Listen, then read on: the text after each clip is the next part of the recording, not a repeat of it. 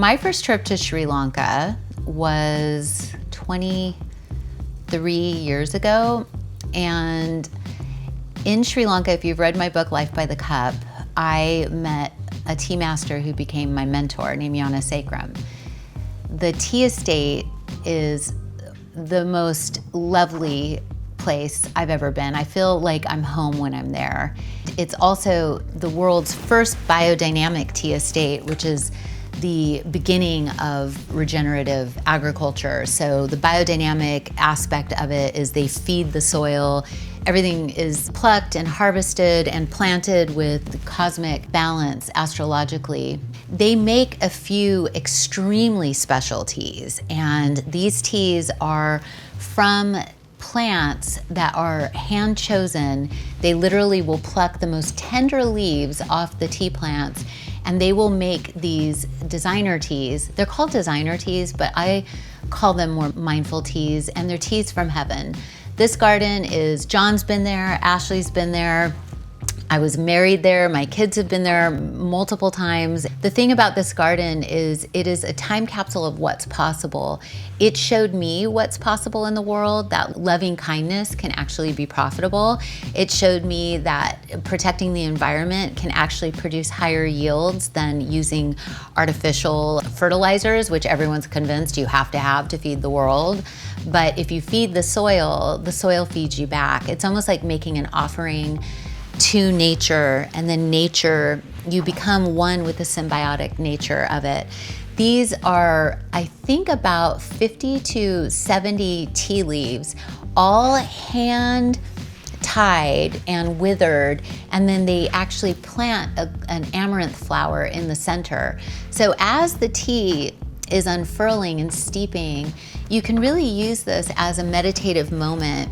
And it's holding the hopes, the dreams, the dedication, the love, everything from these tea workers in its fold.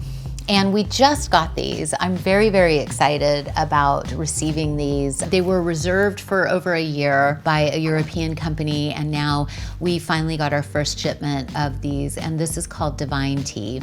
And it is a very special green-white tea with very tender tea leaves, all hand-tied, hand-cut, and very low heat dried, perfected. It takes, I would say, 15 minutes or more to make one of these by an individual woman who has been trained, and they sit and they make these all day as they chat in the tea factory.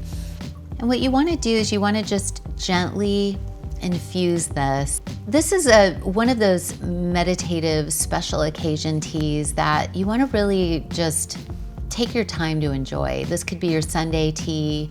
It could be tea with a special friend that you want to have just a really precious moment with.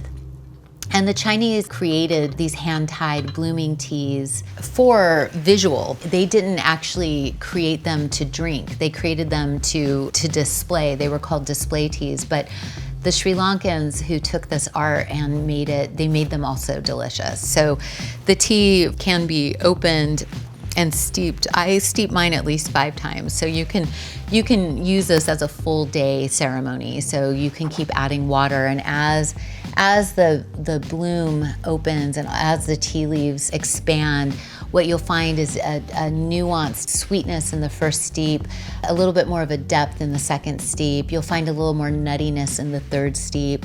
Then you'll find a little bit more root and earthiness in the 4th or 5th steep. So you're getting multiple flavors in every steep of these because of the way that they are tied. You can sort of see it opening up here and just how beautiful it is. And so this is a love letter from the tea workers to you. This is a love letter from nature to you. This is the pinnacle of focus, dedication to their craft. It's the pinnacle of artistry and handmade artisanship. And it's a craft that is fleeting. We don't know how long, the world will have these precious crafts that take so long to make and have to come from across the world. But I hope that you'll join me in buying a few of these blooming teas for a special occasion, for a birthday, an anniversary, or for a special mindfulness ceremony that you can have, and just simply think about what matters most to you as you steep the tea. So enjoy.